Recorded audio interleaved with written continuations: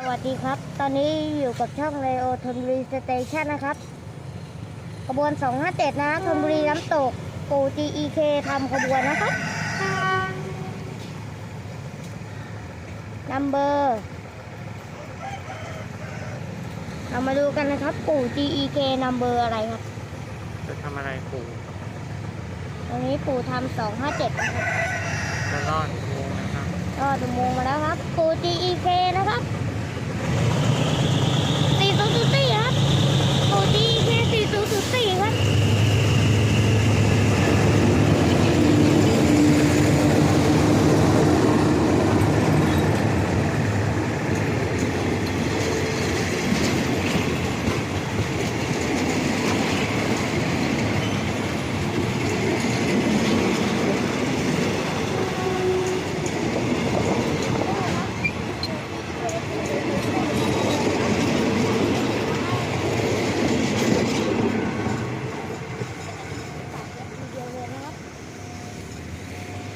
ฝากกดติดตามกดซับสไครต์กดกระดิ่งเป็นกำลังใจให้ช่องเร็วทำมีสเตชันด้วยนะครับ